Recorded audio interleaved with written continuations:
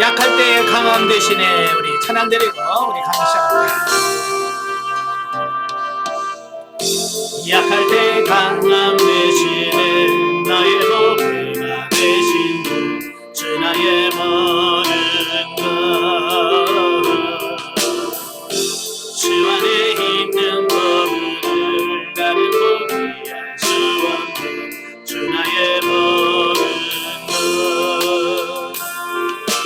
예수 어린 양 정리하니를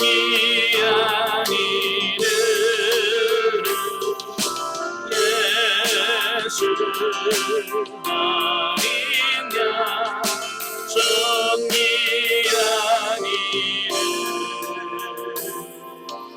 십자가 죄사하셨네 주님의 이름 찬양해 주 나의 모든 것 쓰러진 나를 세우고 나의 빈자를 채우네 주 나의 모든 것 예수 어린 양 정리하니를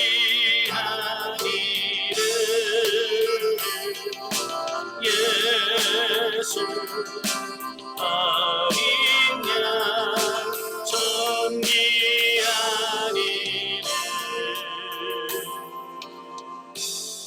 아멘. 기도하겠습니다. 은혜로우신 아버지 감사합니다. 오늘 이 시간에도 귀한 시간을 허락해 주셔서 수련자 과정 하나님 말씀을 살필 수 있도록 해주셔서 감사합니다.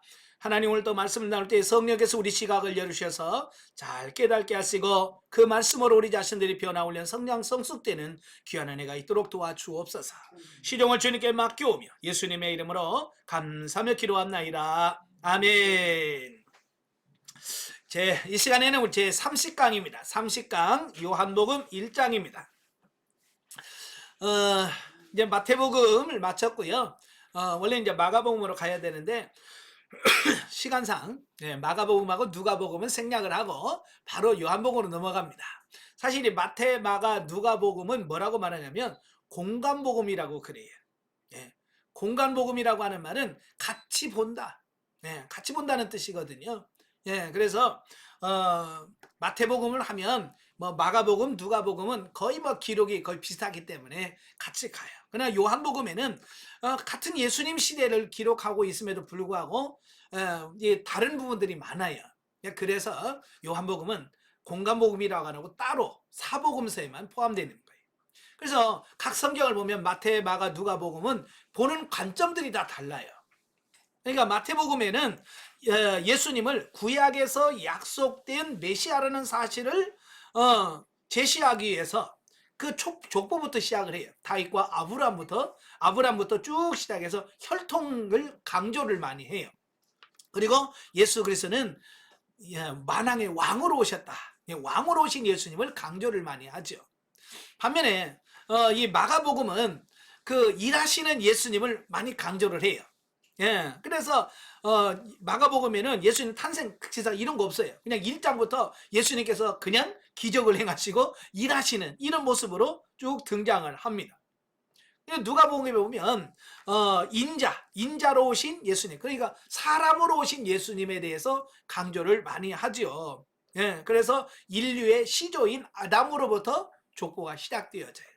그러니까 같은 예수님에 대해서 쓰면서도 이렇게 보는 관점이 많이 달라요. 자, 요한복음에도 마찬가지예요. 자, 요한복음 1절부터 5절까지 보면 예수님의 신성과 선제성에 대한 말씀을 합니다. 자, 요한복음 1장 1절부터 5절까지 우리 같이 한번 보겠습니다. 태초에 말씀이 계시니라. 이 말씀이 하나님과 함께 계셨으니 이 말씀은 곧 하나님이시라. 그가 태초에 하나님과 함께 계셨고 만물이 그로 말미암아 지은 바 되었으되 지은 것이 하나도 그가 없이 된 것이 없느니라. 그 안에 생명이 있었으니 이 생명은 사람들의 빛이라. 어둠의 빛이 돼 어둠이 깨달지 못하더라. 자, 이 말씀은 예수님의 신성과 선제성에 대한 말씀을 하거든요. 예, 그러니까 요한은 뭐냐면 예수님께서 가지신 여러 속성 중에서 제2위 성자 하나님으로서의 신성, 예수님의 신성, 하나님 되심을 특히 강조하게 쓴 성경이 바로 요한복음이에요. 그래서 요한복음은 우주의 역사를 초월한 태초부터 태초에까지 거슬러 올라가서 만유를 초월하여 계시는 예수님의 신적 존재되심을 강조함으로써 그의 복음서를 시작한다라는 겁니다. 왕을 강조하다 보니까 다윗을 강조하게 되고 이스라엘 시조인 아브라함을 강조하려 마태복음에서는, 그죠? 그러나 인자로 오신 예수님을 강조하다 보니까 아담까지 가요, 누가복음에는. 근데 이 요한복음에는 예수님을 하나님이라고 강조하려고 하다 보니까 어디까지 가게 되냐면 창세, 천지를 창조하신 그 창조 시기까지 가는 겁니다. 그래서 첫 마디가 뭐예요? 태초에 그러잖아요. 이 태초에라고 하는 말이 성경에 창세기 1장 1절에 태초에가 나와요. 예. 그리고 요한복음 1장에 1절에 태초에라는 말이 나와요. 그 창세기에 나오는 그 태초라는 말은 베레시트라고 하는 말이에요. 베레시트라고 하는 말인데 바로 이 말은 무슨 말이냐면 하나님께서 창조를 시작하는 그 시점, 그러니까 하나님께서 빛이 있으라 라고 말하는 그 시점, 출발점을 이야기할 때 베레시트라고 말해요. 그러니까 그 역사가 시작되는 어떤 시점을 말합니다. 근데 여기서 요한복음 1장 1절에 말한 태초에는 헬라어로 엔아르케라는 뜻이에요. 엔아르케라고 하는 말인데 이 말은 무슨 말이냐면 그 태초에, 그 천지를 창조하시기 그 이전의 시간을 가리키는 겁니다.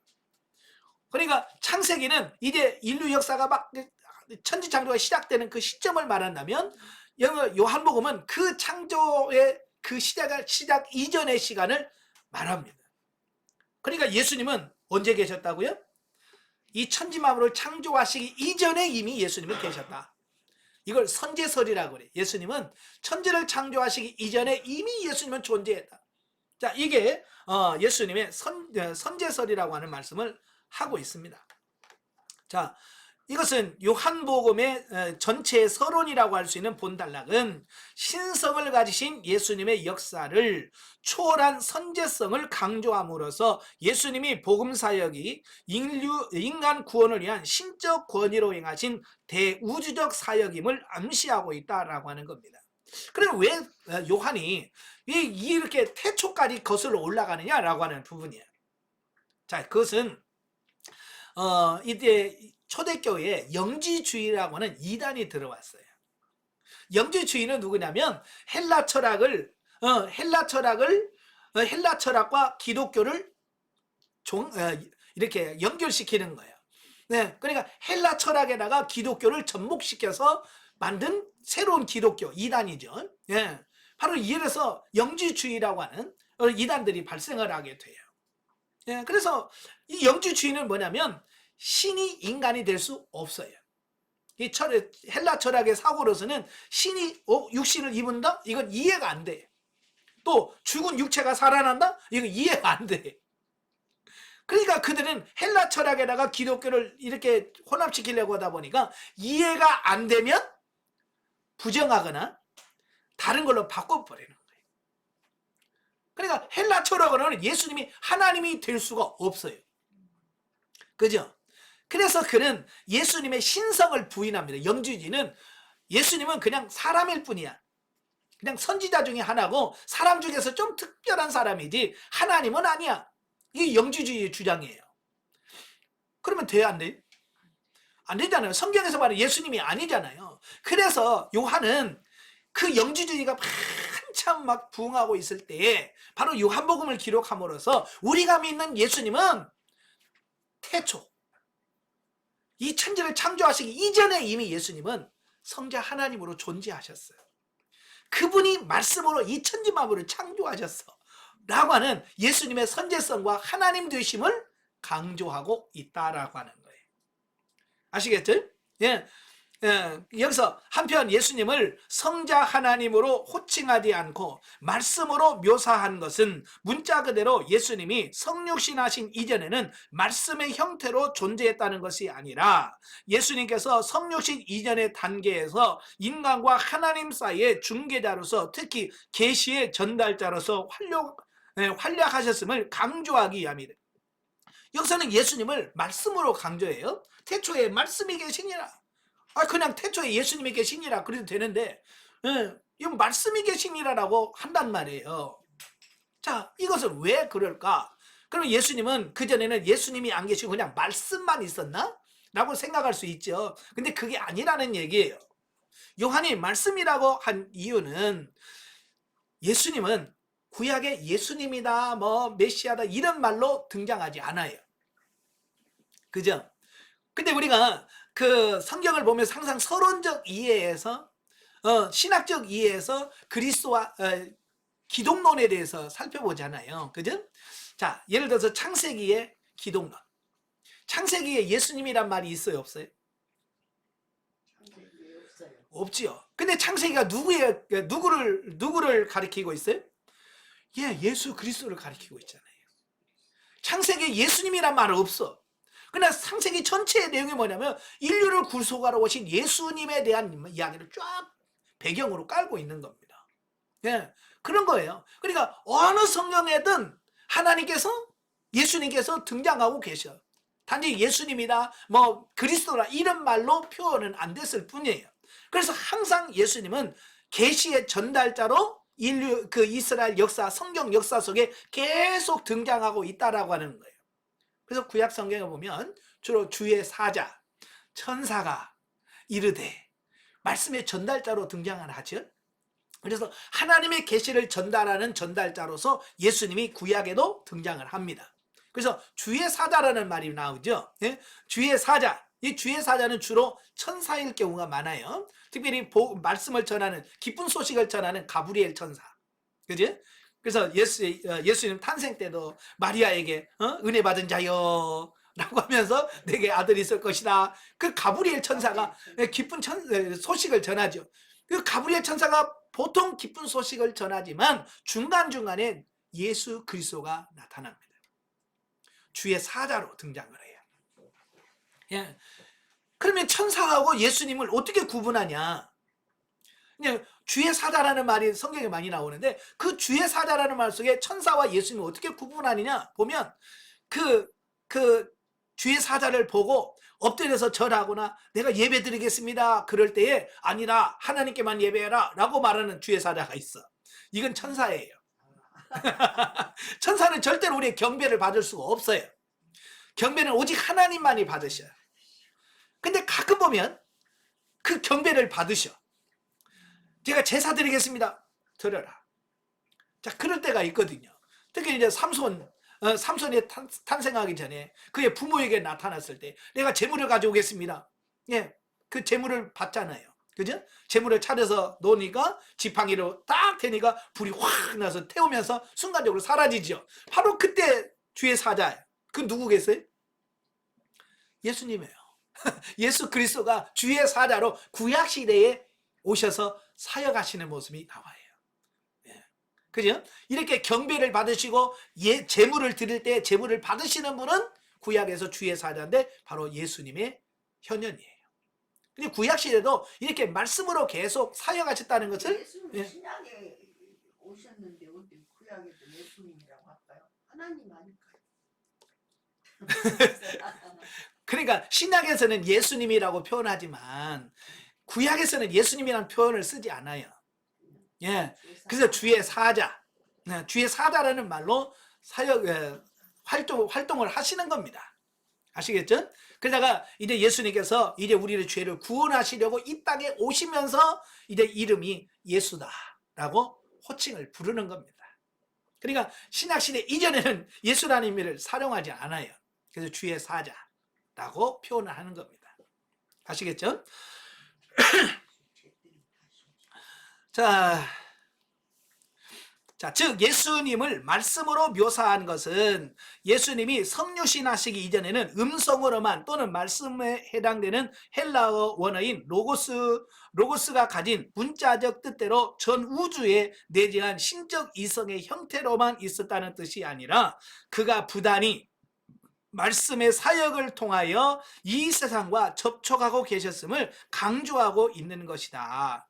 그러니까 예수님은 어느 시대에 그냥 하늘에서 뚝 떨어진 게 아니라는 거예요. 이미 천지 창조하실 때부터, 천지를 창조하실 때부터 계속해서 예수님은 사역하고 계셨고 우리 인류의 인간 역사 속에 개입하고 계셨다는 사실을 말씀해주고 있는 겁니다. 아시겠죠? 예. 그래서 예수님은 어느 순간에 그냥 많은 분들이 예수님이 언제 태어나셨어요? 2000년에. 그 예수님은 2000년 전에 생기신 분으로 생각하시는데 그게 아니란 말이에요. 예수님은 이 천지만을 창조하시기 이전에 이미 성부, 성자, 성령 삼위 하나님이 선재해 계셨고 그분이 세 분이 모여서 구속사를 계획하셨고 그 세 분이 모여서 이 천지를 창조하셨고 창조하신 인류 역사를 이 세 분이 계속해서 이끌어 오셨다. 그게 성경적이라 그 말이에요. 아시겠죠? 예. 자, 두 번째 단락으로 넘어가죠. 야, 6절부터 18절까지입니다. 자, 요한복음 1장 6절부터 18절까지 같이 보겠습니다. 하나님께로부터 보내심을 받은 사람이 있으니 그 이름은 요한이라. 그가 증언하러 왔으니 곧 빛에 대하여 증언하고 모든 사람이 자기로 말미암아 믿게 하려 함이라. 그는 이 빛이 아니요 이 빛에 대하여 증언하러 온 자라. 참빛 곧 세상에 와서 각 사람에게 비추는 빛이 있었나니 그가 세상에 계셨으며 세상은 그로 말미암아 지은 바 되었으니 세상이 그를 알지 못하였고 자기 땅에 오매 자기 백성이 영접하지 아니하였으나 영접하는 자 곧 그 이름을 믿는 자들에게는 하나님의 자녀가 되는 권세를 주셨으니 이는 혈통으로나 육정으로나 사람의 뜻으로 나지 아니하고 오직 하나님으로부터 난 자들이라. 말씀이 육신이 되어 우리 가운데 거하심에 우리가 그의 영광을 보니 하나님 아버지의 독생자의 영광이요 은혜와 진리가 충만하더라. 요한이 그에 대하여 증언하여 외쳐 이르되 내가 전에 말하기를 내 뒤에 오시는 이가 나보다 앞선 것은 나보다 먼저 계심이라 한 것이 이 사람을 가리킴이라 하니라. 우리가 다 그의 충만한 데서 받으신 은혜 위에 은혜로라. 율법은 모세로 말미암아 주어진 것이요 은혜와 진리는 예수 그리스도로 말미암아 온 것이라. 본래 하나님을 본 사람이 없으되 아버지 품속에 있는 독생하신 하나님이 나타내셨느니라. 아멘. 예수님의 성육신과 증거자 요한의 등장입니다. 자, 본단락의 말씀이 육신이 되어 임하신, 즉 초월적 신성을 가지신 예수님께서 육신을 입고 인성을 취하신 사실에 관한 보도를 하고 있습니다.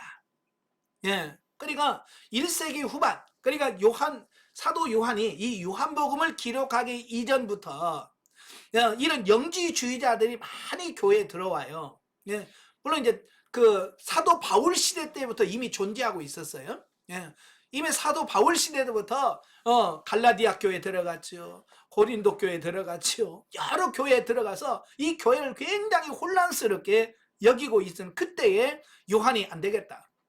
예, 그래서 이미 예수님을 경험했던 요한이 그 예수님의 신성을 증명하기 위해서 요한복음을 기록했다라고 하는 겁니다.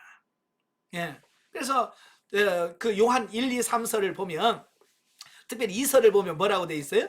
이런 예수님의 인성, 하나님의 아들 되심을 부인하는 사람은 적그리스도다. 저들에게 인사도 하지 마라. 네. 그러니까 얼마나 이 영주시자들이 교회에 들어와서 해를 끼쳤으면 그런 사상을 갖고 오는 사람은 인사도 하지 마라 라고까지 말할까라고 하는 거예요.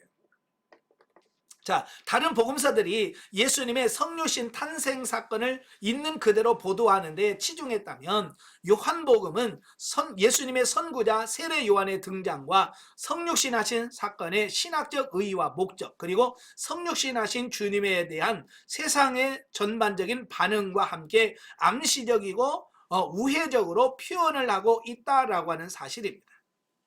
그리고 세례 요한이 예수님을 메시아로 인정하고 증거하면서 특히 주의 본성 곧 제2위 성자로서 하나님의 독생자이신 사실을 증거했음을 강조하여 기록하고 있다라고 하는 겁니다. 아까도 말했지만 이 요한복음은 굉장히 어려운 책이에요. 왜냐하면 어떤 사건을 가리켜서 신학적 그냥 단순한 역사 기록물이 아니라 그 역사 속에 숨겨진 신학적 해석을 하고 있다는 얘기예요. 그래서 신학적으로 해석할 수 있는 능력이 없으면 요한복음은 이해가 잘 안 되는 그런 책이기도 합니다. 그래서 여기 보면 예수님의 그 성육신에 대한 부분을 쫙 설명을 하면서 바로 하나님께서 그에 앞서 요한을 보내서 그 성육신 하신 예수님의 길을 예비하시고 준비케 하셨다라고 하는 사실입니다. 예. 그래서 요한복음을 본래 예수님이 사역하시기 전에 세례 요한의 제자였지만 그 세례 요한이 예수님을 가리켜서 하나님의 어린 양이라고 선언하는 것을 보고 이 사도 요한이 세례 요한의 제자였다가 예수님의 제자가 된 사람이라고. 그래 누구보다도 세례 요한에 대해서 잘 알겠죠. 왜? 세례 요한의 제자로 있었으니까. 네. 그래서 확실하다는 것을 여기서 밝히고 있습니다. 이는 결국 앞달락에서 밝혔듯이 이제 예수님의 복음 사역을 보도하기 전에 예수님의 신성을 강조함으로써 향후 전개될 주의 사역이 택한 모든 성도의 구원을 위하여 신적 권위로 행해진 대우주적 사역임을 미리 밝혀두기 위함이라. 예. 그러니까 예수님은 그냥 보통 사역이 아니라 우주적인 통치자요 우주적 사건을 통해서 우리에게 임하신 분이다 라고 하는 사실을 우리에게 보여주고 있습니다. 자, 그 다음에 이제 19절부터 34절까지 보면 예수에 대한 세례 요한의 증거. 예. 자, 19절부터 34절까지 보겠습니다. 유대인들이 예루살렘에서 제사장들과 레인들을 요한에게 보내어 내가 누구냐 물을 때에 요한의 증언이 이러하니라. 요한이 드러내어 말하고 숨기지 아니하니 드러내어 하는 말이 나는 그리스도가 아니라 한데 또 묻되 그러면 누구냐 내가 엘리야냐 이르되 나는 아니라 또 묻되 내가 그 선지자냐 대답하되 아니라 또 말하되 누구냐 우리를 보낸 이들에게 대답하게 하라 너는 내게 대하여 무엇이라 하느냐 이르되 나는 선지자 이사야의 말과 같이 주의 길을 곧게 하라고 광야에서 외치는 자의 소리로라 하니라. 그들은 바리새인들이 보낸 자라. 또 물어 이르되 내가 만일 그리스도도 아니요 엘리야도 아니요 그 선지자도 아닐진데 어찌하여 세례를 베푸느냐.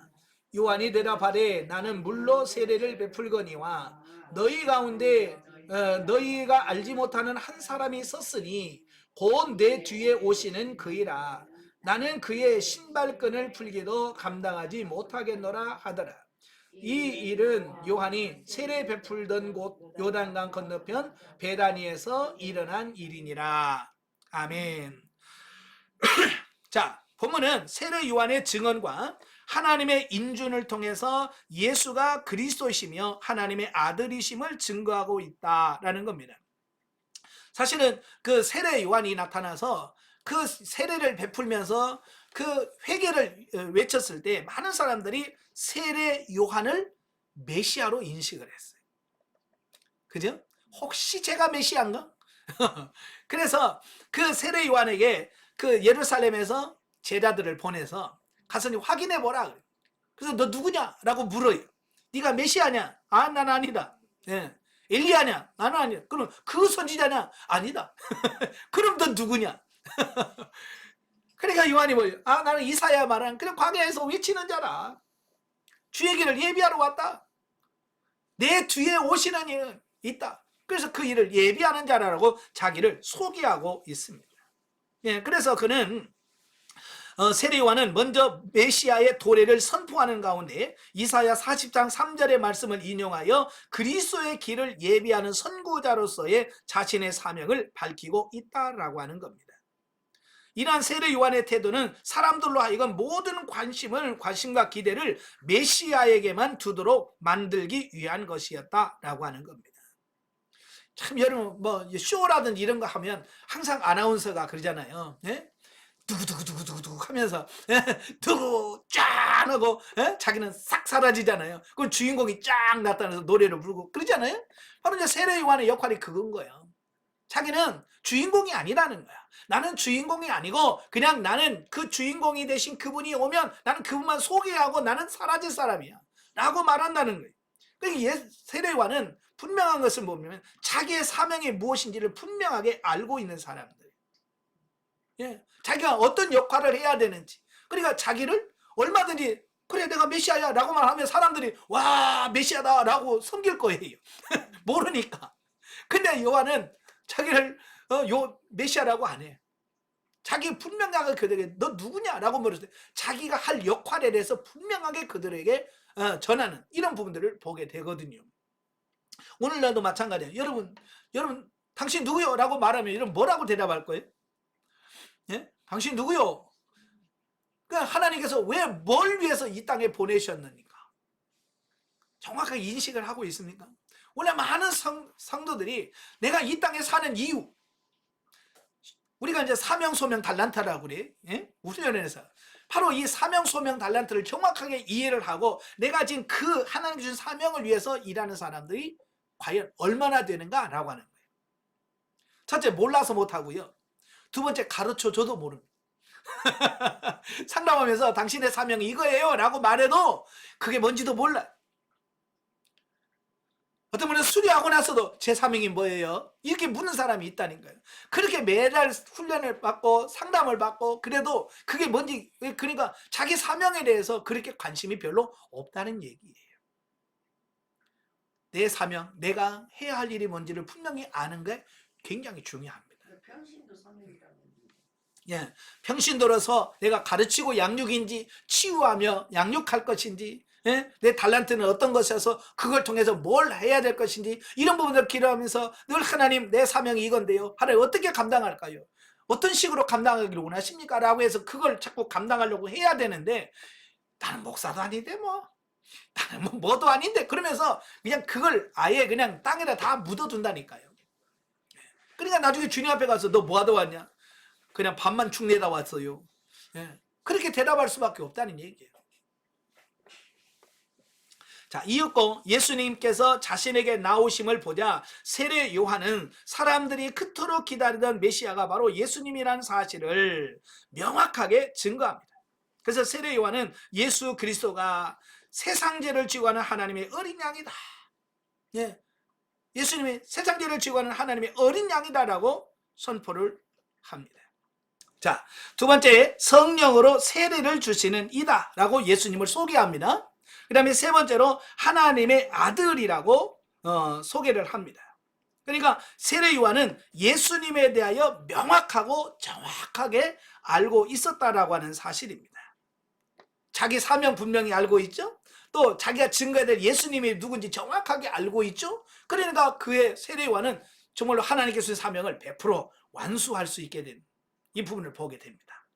자, 여기서 주는 교훈이 있어요. 첫째, 주를 섬기는 성도의 마땅한 자세로서 모델인 세례 요한, 즉 성도들은 자신이 다른 사람들의 칭찬과 존경을 받으려 애쓸 것이 아니라 자신의 삶 가운데서 영생과 구원의 진리인 복음만을 드러내므로 오직 예수 그리스도께서 찬양과 경배를 받으시도록 힘써야 한다라고 하는 말씀을 하고 있습니다.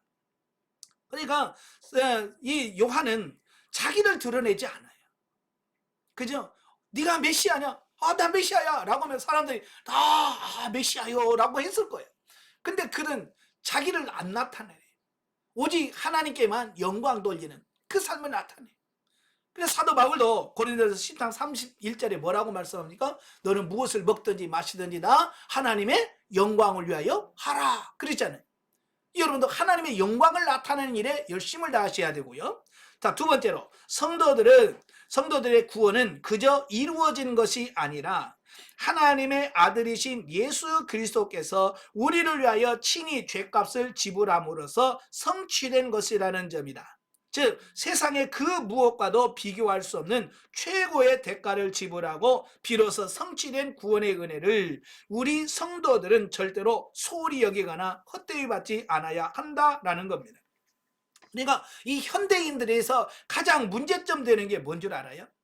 예, 한동안 값싼 은혜라는 말을 했어요. 값싼 은혜. 이게 뭐냐면 예수 그리스도를 너무나 우리는 값이 싼 이걸로 여긴다는 거예요. 그러니까 우리가 구원을 받았다. 우리는 보통 뭐라고 그래? 그냥 받았어. 그냥 공짜야. 물론 우리의 입장에서는 공짜로 구원받은 거예요. 그죠? 뭐 한 게 있습니까? 헌금하고 구원을 받았습니까? 뭘 착한 일을 많이 하고 구원받았습니까? 아니요. 우리는 그냥 주님의 은혜로 구원받은 거야. 그러니까 우리는 우리 입장에서는 공짜예요. 그런데요. 하나님은 우리를 구원하시기 위해서 어떻게 하셨어요? 자기의 사랑하는 독생자 외아들을 십자가에 못 박혀 죽으면서 그 대가로 우리를 구원하셨어요. 예수님은 우리를 위해서 십자가에 친히 못 박혀서 피와 물을 다 쏟으시면서 우리를 구원하셨어요. 여러분 이게 값싼 은혜입니까?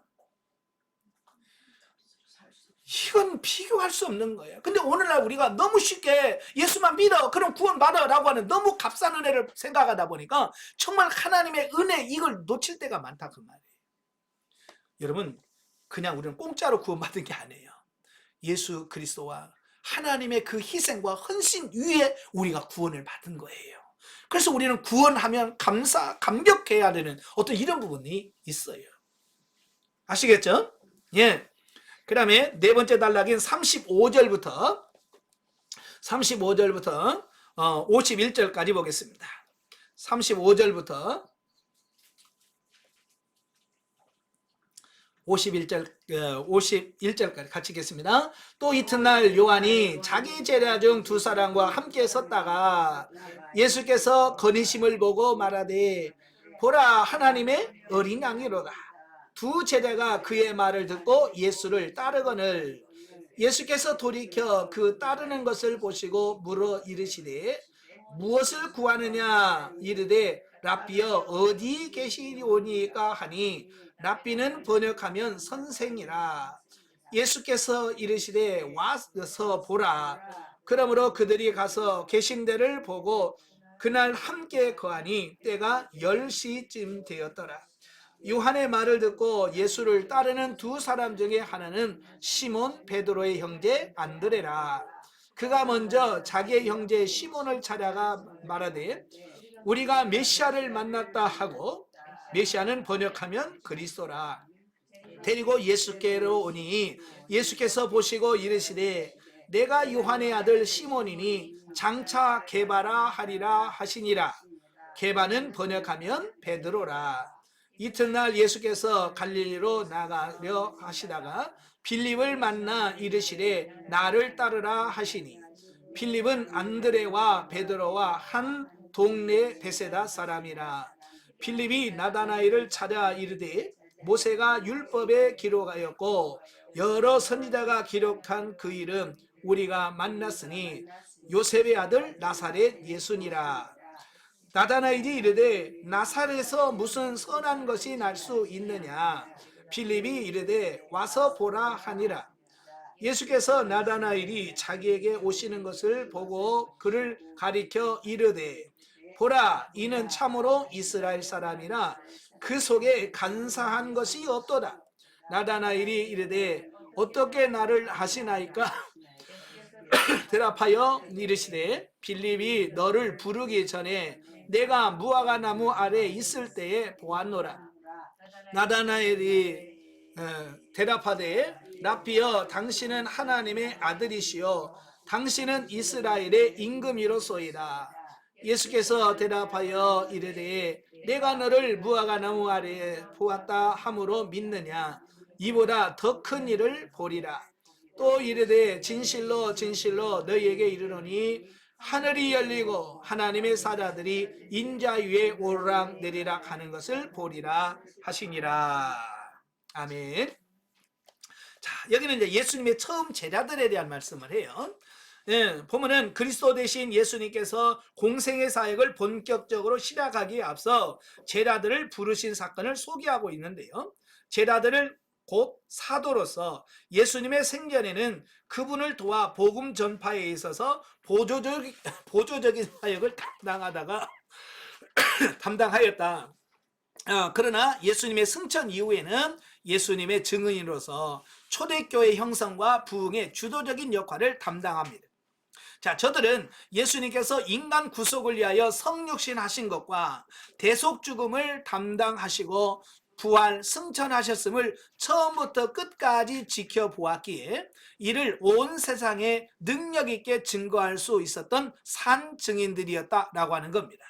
자, 이게 중요한 게 뭐냐면 그 예수님의 제자들이 증인이 될 수 있었던 비결이 뭐냐면 그들은 처음부터 끝까지 모든 것을 경험하고 체험했기 때문에 그렇다라고 하는 겁니다. 우리가 법원에 증인을 설 때 누가 증인을 씁니까? 직접 자기가 봤거나 직접 들었거나 직접 경험한 사람이 가서 증인이 되는 거지. 예? 아무것도 못하고 내가 들었어요 누구한테. 이건 증인이 안 되는 거예요. 오늘 우리도 마찬가지예요. 저와 이 많은 성도들, 너는 복음의 증인이 되라 그랬잖아요, 예수님이. 근데 우리가 증인의 역할을 못해요. 왜 그렇달까요? 내가 뭐 직접 본 게 있어야죠. 내가 뭐 직접 경험한 게 있어야죠. 내가 뭐 직접 들은 게 있어야죠. 우리는 직접 내가 경험하고 듣고 이게 없어요. 그러니까 증인이 안 되는 거예요. 못 되는 겁니다. 여러분이 좀 신앙생활 하면서 주님과 동행하는 실제로 경험해 보셔야 돼요. 체험해 보셔야 돼요. 주의 음성을 들어보고 그래야 내가 증인으로서 당당하게 전할 수 있는 그런 힘이 되는 거예요. 오늘 많은 성도들이 신앙생활 하면서도 이 경험이 없어요. 경험이 없다 보니까 그를 자신 있게 증인의 역할을 못하는 겁니다. 여러분 좀 확실하게 좀 경험해 보시길 바랍니다. 자, 먼저 35절부터 42절에 보면 이 안드레와 요한과 시몬이 부름받은 사실을 언급하고 있는데요. 두 제자가 세례 요한의 제자리였다는 점을 밝히고 있다라고 하는 겁니다. 예. 그러니까 이미 세례 요한의 제자가 있었어요. 안드레와 요한이요. 그러다가 요한이 보라 세상 죄를 지고 하나님의 어린 양이로다. 그러니까 이 두 제자가 그럼 나 예수님 따르래요 하고 예수님한테 가버린 거예요. 예.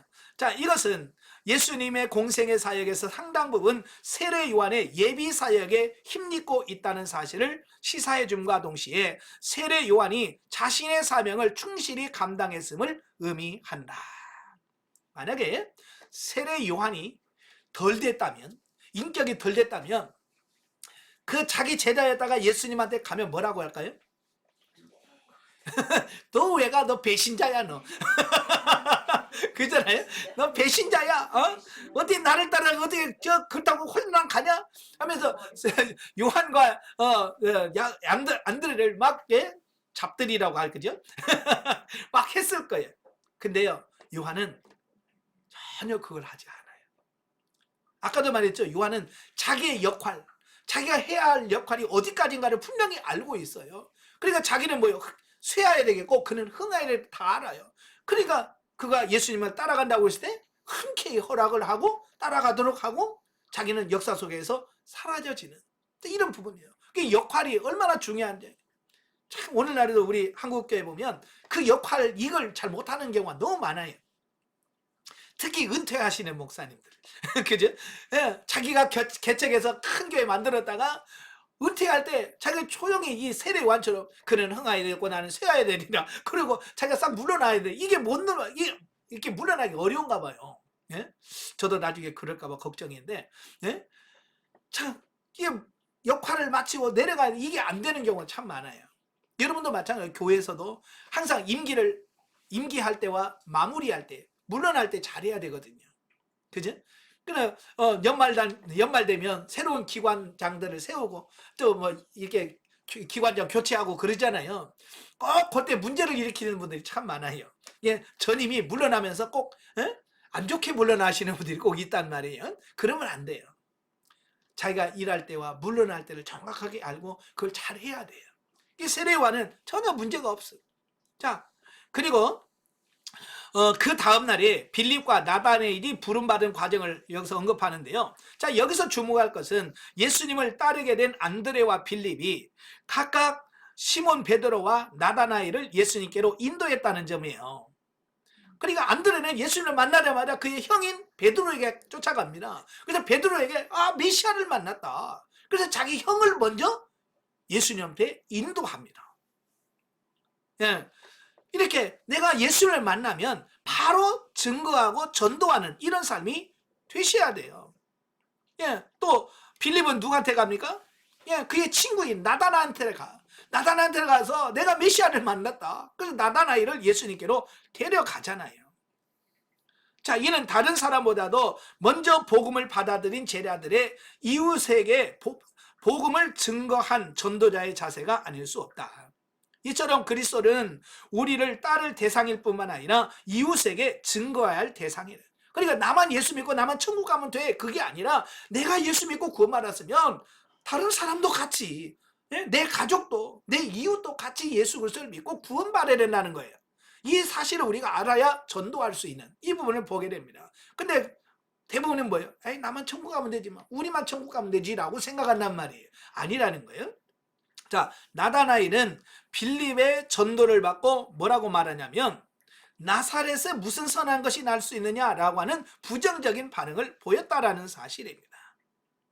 예, 빌립은 예수님을 만나서 정말 메시아다라고 생각해서 그 친구에게, 친한 친구에 가서 야, 내가 메시아를 만났어. 근데 누군데? 나사렛 예수야.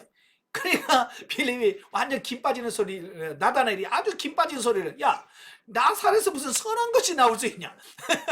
이 나사렛은 완전 촌동네예요. 시골 동네예요. 예? 자그마한 동네입니다. 그러니까 거기서는 그런 인물이 안 나와 라고 하는 부분이에요. 예, 이건 뭡니까? 나다나엘은 자기의 편견, 자기 선입관 이런 것에 꽉 사로잡혀 있기 때문에 그걸 믿지 못하게 되는. 오늘날도 마찬가지잖아. 예수님을 전해도 그가 자기가 가지고 있는 선입관, 편견들이 얼마나 많습니까? 요즘에 학교에서 계속 진화론 가르칩니다. 예, 그래서 진화론에는 편견, 선입관, 고정관념이 꽉 차 있는 사람한테 하나님이 천지를 창조했습니다. 그러면 허허 웃잖아요. 예? 그게 믿어지냐라고? 예, 왜? 그들은 먼저 편견을 갖고 있기 때문에 복음이 안 들어가는 거거든요.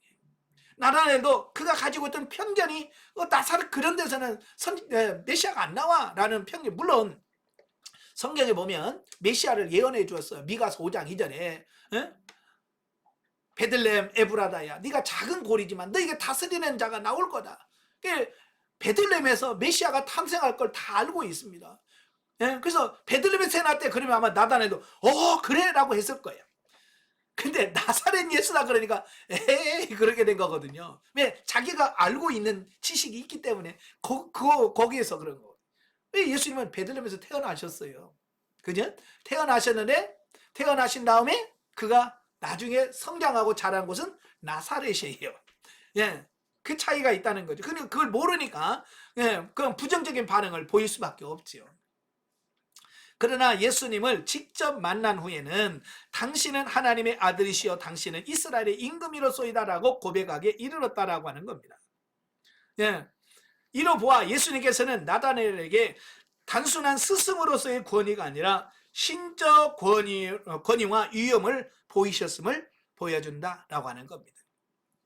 예, 그러니까 여기서 보면 네가 무화과나무 아래에 있을 때 내가 보았다라고 말하잖아요. 이 무화과나무 아래에 있을 때가 뭘 때일까요? 예, 나다나엘이 메시아를 사모하면서 기도할 때예요. 바로 기도할 때 이미 주님은 그를 보았다라고 말합니다. 예, 자, 이스라엘 가면요 무화과나무들이 많아요. 무화과나무는 잎이 얼마나 무성한지, 가지가 풍성하죠. 그 밑에는 그늘이 너무 좋아요. 예. 그래서 종종 더운 무더운 날씨에 하나님과 기도하기 위해서 종종 이스라엘 사람들은 그 무화과나무 밑에서 기도를 합니다. 예. 바로 그가 나라 민족을 위해서 또 메시아를 위해서 기도했을 때 주님은 거기서 보고 계셨더라라는 사실이에요. 그러니까 그 사실을 깨닫고 나자마자 당신은 진짜 하나님의 아들이십니다. 당신은 이스라엘 임금입니다 라고 고백을 하게 되는 부분을 보게 됐죠. 자, 교훈. 본문을 통해서 주님께서 대한 성도들의 신앙은 입술의 고백을 통해서뿐만 아니라 실천적인 삶을 통해서 입증되어야 함을 역설적으로 깨닫게 된다.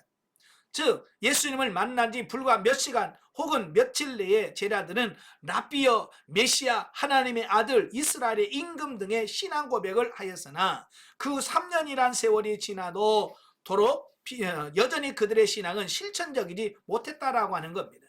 이건 뭘 말하냐? 처음에 와서 예수님을 다해서 메시아요, 막 그리스도요, 하나님의 아들입니다 고백은 하지만 삶이 안 따라주는, 그죠? 삶까지 아직 못 가는 그런 신앙을 갖고 있다는 말이에요. 오늘도 이 입만 신앙생활하는 사람이 얼마나 많습니까? 그죠? 우리는 입만 가지고 신앙생활하는 사람이 되면 안 됩니다. 이제 실천적인 삶을 통해서 진짜 그리스도인이 되셔야 돼요. 이처럼 현대 많은 그리스도인 중에서도 그리스도를 주라고 고백하며 매 주일마다 예배에 참석하지만 세월이 지나도 여전히 어린아이처럼 믿음이 성숙되지 않고 혀로만 주를 섬기는 자들이 많다.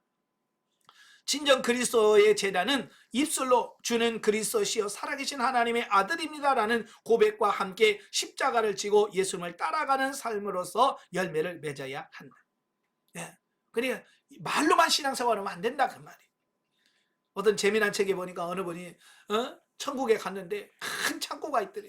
그 창고가 봤더니 입만 있더래. 그래서 이게 뭐냐 그랬더니 입은 너무너무 잘해서 입만 천국에 왔고 나머지는 삶이 안 돼서 나머지는 지옥하고 입만 천국에 왔다고. 그런 재미난 얘기가 있어요. 예, 설마 그러지는 않겠죠. 예? 근데 우리도 그건 비유적으로 우리가 하는 거예요. 입만 해갖고는 안 된다. 말만 해갖고 신앙생활은 안 된다라고 하는 것을 보여주는 말씀이죠. 자, 영적의 버전. 나다나엘이 예수님을 알기 전에 예수님은 무화과 나무 아래에 있던 그를 먼저 발견하시고 그에게 구원을 베푸셨고 제자로 부르셨다. 이와 마찬가지로 주님은 우리가 하나님을 떠나 있을 때에도 우리를 돌보고 끊임없이 구원의 길로 인도하신다.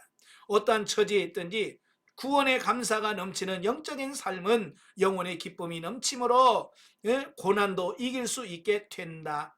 아멘.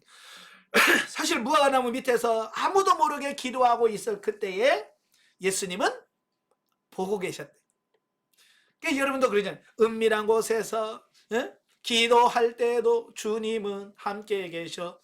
그 찬양 가사처럼 내가 은밀하게 있는 그곳에 주님은 우리와 함께 하시고 내가 기도할 때 주님은 나와 동행하고 계시다는 거 꼭 기억하시길 바랍니다. 자, 마지막 결론, 성경 계시 발전적 이해를 보겠습니다. 자, 오늘 이 시간에는 그 어린 양에 대한 부분을 같이 나누겠습니다. 자, 어린 양, 성경에 보면 이 어린 양이라고 하는 말이 굉장히 많이 나와요. 신구약 성경을 합쳐서 131회 나옵니다. 어린 양이라고 하는 말만 성경에 131번 나와요.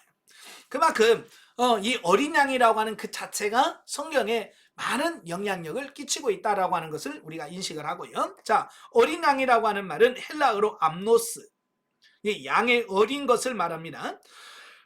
양의 어린 것을 말하는데 하나님께 바치는 제물로 중히 여겼고요. 식탁에는 진미 중에 하나로 여겼다. 그래요. 그러니까 어쩌면 하나님께 제물을 드리잖아요. 제물 중에서 가장 많이 사용되어진 제물이 뭐냐? 어린 양이었어요. 예, 어린 양. 그래서 어린 양은 그럼 뭐냐? 태어난 지 8일 이후, 8일 이전에는 제물로 안 됩니다. 태어난 지 8일까지는 엄마 젖을 먹고 8일 이후부터 제물로 드릴 수 있습니다. 그러니까 태어난 지 8일부터 시작해서 1년 안에 한 살 이전의 양을 어린 양이라고 표현합니다. 자, 여기서 그 1년이 안 된 그 양을 가리킵니다. 그래서 이스라엘 사람들은요, 그 어린 양을 아주 귀한 손님들에게 대접하는 그런 경향이 있습니다. 저도 이제 서울에서 어느 목사님이 양고기를 대접한다고 그래서 가서 양고기 전문점에 가서 먹었는데요. 이상한 냄새가 나더라고요. 그래서 나중에 왜 이렇게 냄새가 나거든요. 이 1년 넘으면 희한하게 냄새가 난대요. 1년 안 된 양은 냄새가 안 나는데 1년 넘어가면 냄새가 난대요. 저는 양고기 전문점이라고 해서 가서 먹었는데 냄새가 나는 거예요. 그런데 제가 성지순례 첫 번째 가서 저 요르단이란 나라의 저 와디럼이라는 곳에 가면 그 베두인 체험하는 곳이 있어요. 그래서 거기는 이 천막을 짓고 거기서 하룻밤을 자는, 천막 생활을 하는 그 첫날 밤을 거기서 이제 하룻밤을 자거든요. 진짜 천막에서 자는데 거기서는 뭐 하냐면 저녁에 양갈비를 구워주는데요. 와, 난 그렇게 맛있는 거 처음 봤어요. 원 없이 먹어요. 거기는 완전 그냥 자기가 마음껏 먹을 수 있어요. 야, 난 그렇게 맛있는 거 처음 봤어요. 그게 뭐냐, 어린 양, 1년 안 된 그 양을 가지고 이렇게 하니까 냄새도 안 나고 그렇게 맛이 있어요. 예. 그래서 하나님도 참 미식가예요. 그래서 어린 양으로 제물을 드려라 라고 이렇게 말씀하셨는데요. 어쨌든 이 어린 양은 예수 그리스도를 예표하는, 어린 양을 예수 그리스도를 예표하는 상징적인 것이 바로 어린 양이다 라고 이렇게 보시면 되겠어요. 자, 성경 보면 어린 양이라고 하는 말이 처음 나온 게 어디냐면 창세기 22장에 나와요. 창세기 22장에 보면 하나님께서 아브라함을 시험하시려고 이삭을, 내 사랑하는 독자 이삭을 내가 지시한 한 산으로 가서 번제로 드려라, 제물로 드려라 라고 하는 그 시험을 하시죠. 예? 그래서 아브라함은 순종을 해요. 자, 그래서 7절 8절 보겠습니다. 창세기 22장 7절 8절 다 같이. 이삭이 그 아버지 아브라함에게 말하여 이르되 내 아버지여 하니 그가 이르되 내 아들아 내가 여기 있노라. 이삭이 이르되 불과 나무는 있거니와 번제할 어린 양은 어디 있나이까. 아브라함이 이르되 내 아들아 번제할 어린 양은 하나님이 자기를 위하여 친히 준비하시리라 하고 두 사람이 함께 나아가서. 자, 자기 아들을 번제로 드리라고 그래. 그래서 이삭한테 나무를 짊어지고 산에 올라가는 겁니다. 올라가는데 가다 보니까 이삭이 보니까 이상한 거야. 왜요? 재물이 없는 거예요. 재물이. 분명히 재물이 있어야 되는데 나무로 불과 이건 다 있는데 양이 없는 거야. 그러니까 이삭이 아버지한테 아버지 왜 불과 나무는 다 있는데 재물로 쓸 어린 양은 어디 있어요? 라고 묻잖아요. 그러니까 어린 양은 하나님께서 친히 준비하신다. 여호와 이레 라는 말을 하잖아요. 바로 이 부분은 그냥 사건인 것 같지만 바로 어린 양 예수 그리스도, 우리의 구원자, 누가 준비하신다고요? 하나님이 준비하신다. 자, 그것과 연결을 시켜서 연결시키고 있다는 것을 우리가 볼 수 있습니다. 그래서 하나님이 친히 준비하신다. 그래서 창세기 3장 15절에 보면 인간이 최초로 범죄하였을 때 하나님께서 뭐라고 그래요? 여자의 후손을 통해서 약속해 주셨잖아요. 메시아를 약속했습니다. 여자의 후손이 와서 너희를 구원해 줄 거다 라고는 약속을 해 주셨어요. 그 약속이 오늘 아브라함은 뭐야? 어린 양은 하나님께서 준비하실 것이다. 예수 그리스도 하나님이 예비하실 것이다 라고 하는 말씀을 하고 있는 겁니다. 자, 그 다음에 이제 출애굽기 12장으로 가죠. 이제 출애굽기 12장에 보면 바로 이제 6월절 사건, 6월절에 대한 말씀입니다. 6월절의 핵심은 뭐냐면 어린 양이에요. 어린 양을 잡아서 그 피를 문설주와 임방에 바르고 그 다음에 그 고기를 구워서 먹는 그 절기가 바로 6월절이거든요. 자, 보겠습니다. 출애굽기 12장 1절부터 14절까지 같이 읽겠습니다. 여호와께서 애굽 땅에 모세와 아론에게 일러 말씀하시되 이 달은 너희에게 달의 시라 곧 해의 첫 달이 되게 하고 너희는 이스라엘 온 회중에게 말하여 이르라. 이 달 열흘에 너희 각자가 어린 양을 취할지니 각 가족대로 그 식구를 위하여 어린 양을 취하되 그 어린 양에 대하여 식구가 너무 적으면 그 집의 이웃과 함께 사람 수를 따라서 하나를 취하며 각 사람이 먹을 수 있는 분량에 따라서 너희 어린 양을 계산할 것입니다. 너희 어린 양은 흠없고 1년 된 것 수컷으로 하되 양이나 염소 중에서 취하고 이달 열 나흘 날까지 간직하였다가 해질 때에 이스라엘 회중이 그 양을 잡고 그 피를 양을 먹을 집 좌우 문설주와 임방에 바르고 그 밤에 그 고기를 불에 구워 무교병과 쓴나물과 아울러 먹되 날것으로나 물에 삶아서 먹지 말고 머리와 다리와 내장을 다 불에 구워 먹고 아침까지 남겨두지 말며 아침까지 남은 것은 곧 불사르라.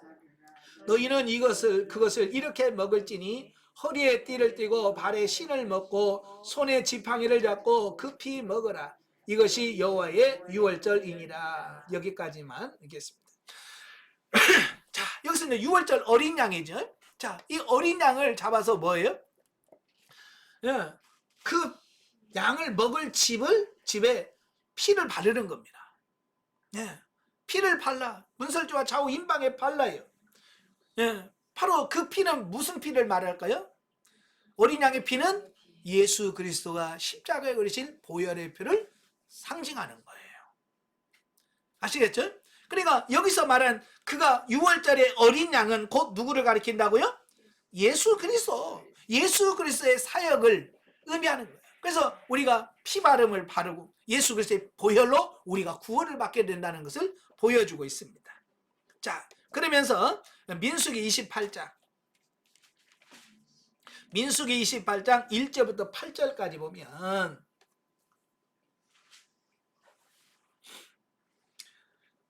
민수기 28장 1절부터 8절까지 여호와께서 모세에게 말씀하여 이르시되 이스라엘 자손에게 명령하여 그들에게 이르라. 내 헌물 내 음식인 화제물 내 향기로운 것을 너희가 그 정한 시기에 삼가 내게 바칠지니라.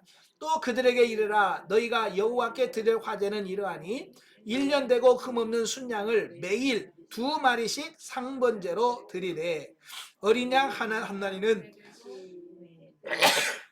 어린 양 또 고운 가루 10분의 1 에바에 빻아낸 기름 4분의 1 흰을 섞어서 소제로 드릴 것이니 이는 시내 산에서 정한 상번제로서 여호와께 드리는 향기로운 화제니며 또 그 전제는 어린 양 한 마리에 4분의 1 흰을 드리되 거룩한 곳에서 여호와께 독주의 전제를 부어 드릴 것이며 해질 때에는 두 번째 어린 양을 드리되 아침에 드린 소제와 전제와 같이 하나님께 향기로운 화제로 드릴 것이니라. 자, 하나님은 매일 아침과 저녁에 어린 양 하나로 제사를 드려라. 그래서 매일 드린다 그래서 상번제라는 의미가 있어요. 그래서 매일 이스라엘 백성들에게 매일 어린 양을 잡아서 하나님께 제물을 드리면서 예수 그리스도를 통해서 우리를 구원하실 거라는 사실을 기억하고 인식하고 있으라라고 하는 것을 말씀해주고 있습니다.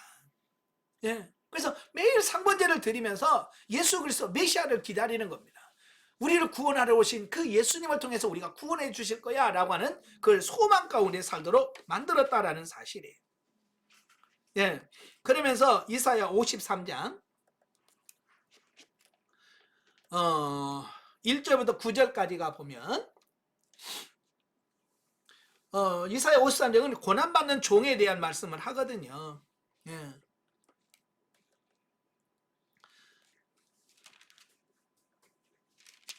자, 같이 읽겠습니다. 우리가 전한 것을 누가 믿었느냐? 여호와의 팔이 누구에게 나타났느냐? 그는 주 앞에서 자라나기를 연한 순 같고 마른 땅에서 나온 뿌리 같아서 고운 모양도 없고 풍채도 없은지 우리가 보기에 흠모할 만한 아름다운 것이 없도다. 그는 멸시를 받아 사람들에게 버림을 받았으며 간고를 많이 겪었으며 질고를 아는 자라. 마치 사람들이 그에게 얼굴을 가리는 것 같이 멸시를 당하고 우리도 그를 귀히 여기지 아니하였도다. 그는 실로 우리의 질고를 지고 우리의 슬픔을 당하였거늘 우리는 생각하기를 그는 징벌을 받아 하나님께 맞으며 고난을 당한다 하였노라. 그가 찔림은 우리의 허물 때문이요 그가 상함은 우리의 죄악 때문이라. 그가 징계를 받음으로 우리는 평화를 누리고 그가 채찍에 맞음으로 우리가 나음을 받았다. 우리는 나의 양 같아서 그를 행하여 각기 제 길로 갔거늘 여호와께서는 우리의 모두의 죄악을 그에게 담당시키셨도다. 그가 곤욕을 당하여 괴로울 때에도 그가 입을 열지 아니하였으며 마치 도수장으로 끌려가는 어린 양과 털 깎는 자 앞에서 잠잠한 양같이 그 입을 열지 아니하였도다.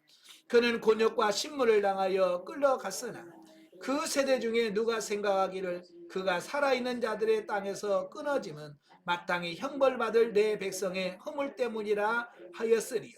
그는 강포를 행하지 아니하였고 그 입에 거짓이 없었으나 그의 무덤이 악한 악인들과 함께 있었으며 그가 죽은 후에 부자와 함께 있었더라.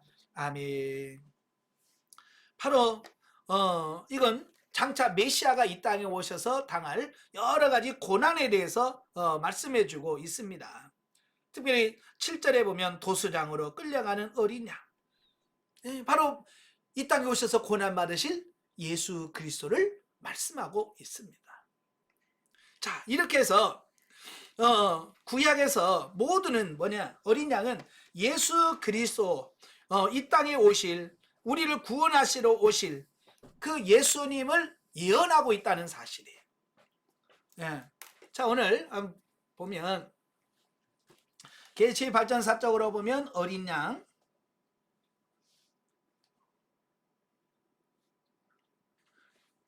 자, 어린 양인데요. 자, 구약 시대는 오실 예수 그리스도,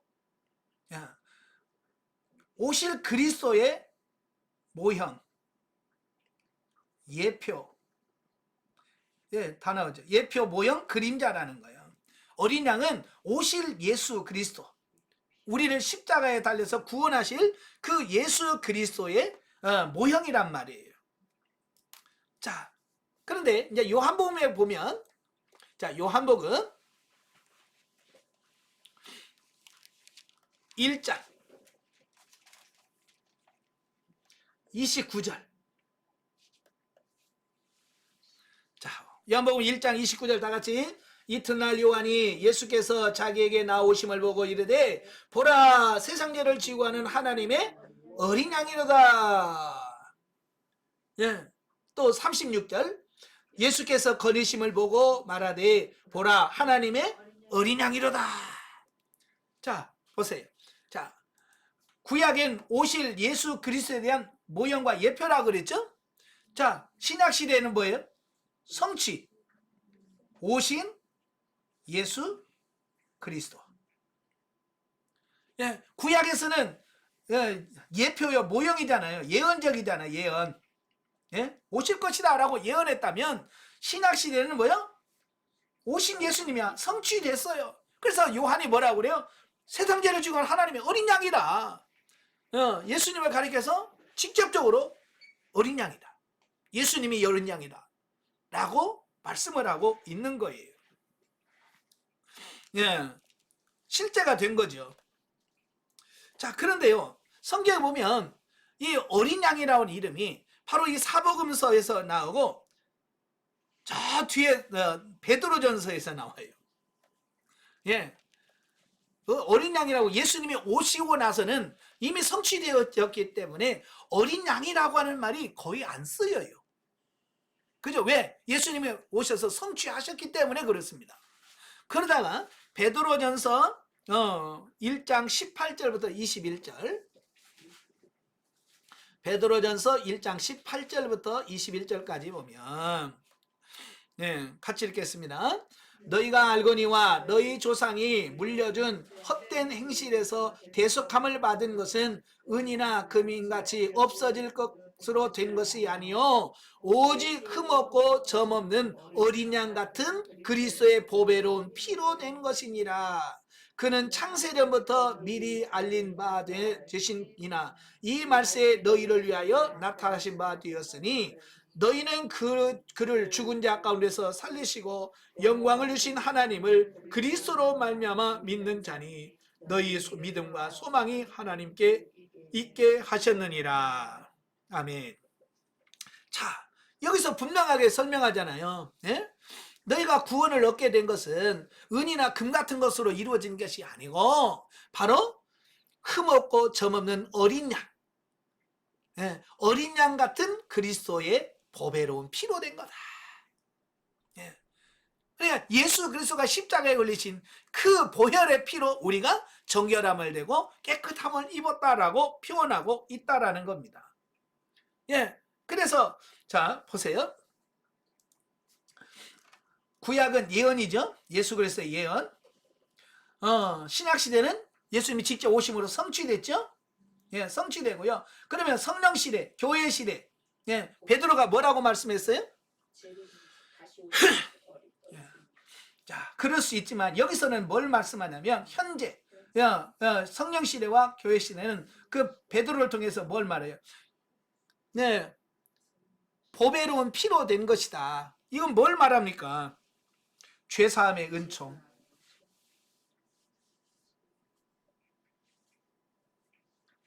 지금 이 시대는 그 오신 예수 그리스도로 말미암아 우리의 죄가 사함을 받고 구원을 받게 되는 시대다라는 사실이에요. 아시겠죠? 그래서 지금은 어린 양은 뭐냐? 예수 그리스도인데 예수 그리스도의 그 보혈의 피로 말미암아 우리가 거룩하게 되고 깨끗함을 받고 구원을 얻게 되는 시대다라는 말씀이에요. 그러니까 지금 뭐 어린 양 잡아서 피 바르고 그런다고 구원받는 게 아니라는 거예요. 예, 아시겠죠? 그래서 여러분 뭐 어린 양 잡아요? 아니잖아요. 왜? 그 시대가 아니에요. 우리는 뭐요? 예수 그리스도의 보혈의 피로 우리의 죄 사함을 받고 우리가 구원을 받게 된다 그 말이에요. 자, 그 다음에 갑자기 계시록으로 넘어가요. 예, 어린 양이 계시록에 가면 또 갑자기 어린 양에 대한 말씀이 많이 나와요. 계시록에 보면 자, 계시록 5장 1절부터 8절까지 보면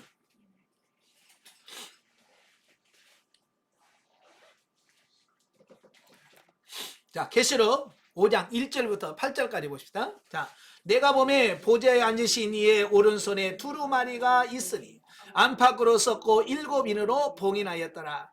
보라, 또 봄에 힘 있는 천사가 큰 음성으로 외치기를 누가 그 두루마리를 펴며 그 인을 떼기에 합당하냐 하나.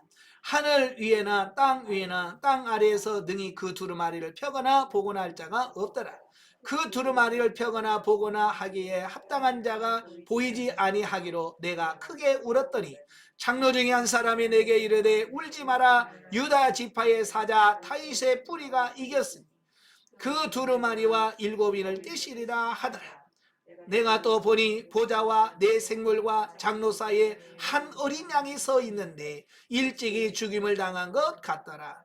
그에게 7뿔과 7눈이 있으니 그 눈은 온 땅에 보내심을 받은 하나님의 7영이더라. 그 어린 양이 나와서 보좌에 앉으신 이의 오른손에서 두루마리를 취하시니라.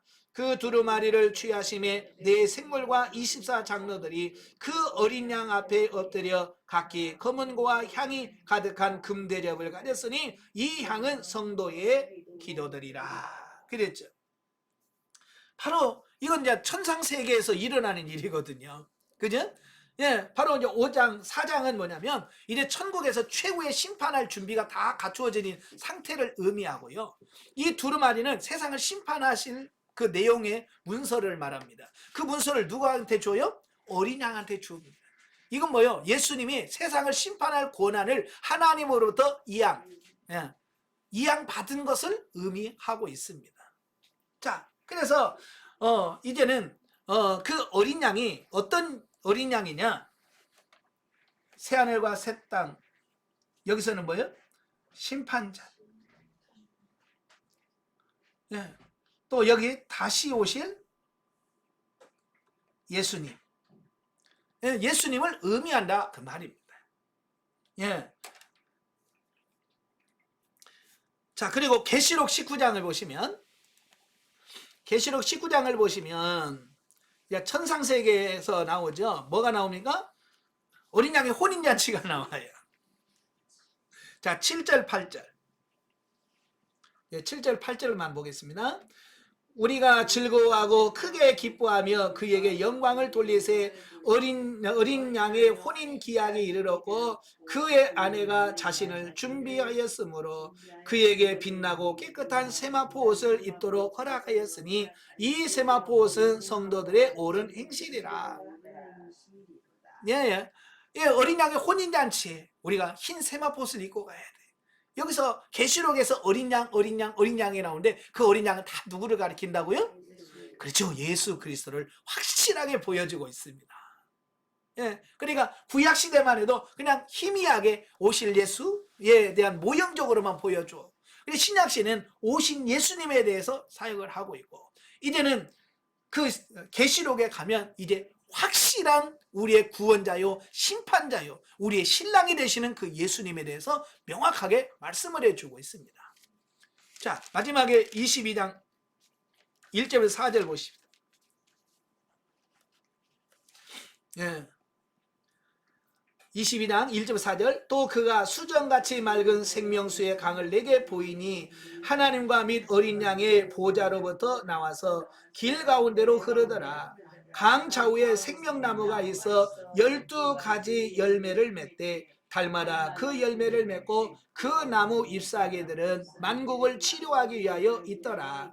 다시 저주가 없으며 하나님과 그 어린 양의 보좌가 그 가운데 있으리니 그의 종들이 그를 섬기며 그의 얼굴을 볼 터이요 그의 이름도 그이들의 이마에 있으리라. 아멘. 이제 어린 양은 누구예요? 예수님이시면서 만왕의 왕이란 말이에요. 왕 대신 예수님. 네. 자, 이렇게 어린 양이라고 하는 이 한 글자가 시대를 거쳐가면서 우리에게 보여주는 이 부분은 명확하게 달라요. 자, 구약에서는 정리합니다. 구약에서는 뭐예요? 오실 어린 양, 오실 예수님이죠. 네. 오실 예수 그리스도를 예표하고 있어요. 그 다음에 신약시대는 뭐예요? 오신 예수님. 예, 오신 예수님. 그 다음에 지금 성령시대는 뭐예요? 우리의 죄사함과 은총을 주시는 예수 그리스도.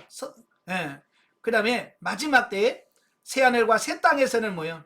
심판자가 될 것이고 만왕의 왕이 되시고 우리의 신랑이 되신, 예, 신랑이 되심을 의미하고 있습니다. 예. 자, 여기서 우리가 이제 중요한 것은 뭐냐면, 오늘날도 우리가 예수 그리스도를 믿고, 나 구원받았어. 난 이제 됐어. 난 천국 가. 여기서 만족하지 말라는 얘기예요. 아시겠죠? 더 우리가 거룩해지고 성결하게 되고, 결국 이 새하늘과 새 땅에 들어가서 어린 양의 신부로서, 그죠? 신부로서 내가 어떤 신부로서 주님 앞에 설 것인가를 생각하면서 준비하고 예비하는 삶이라고 하는 사실을 기억하시길 바랍니다. 그래서 부끄럽지 않는 신부가 되도록 노력하셔야 돼.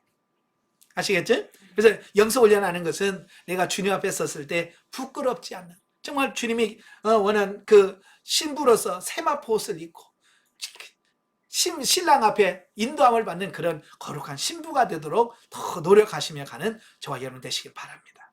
기도하겠습니다. 은혜로우신 아버지 감사합니다. 오늘도 우리를 사랑하셔서 어린 양이란 귀한 말씀을 들었습니다.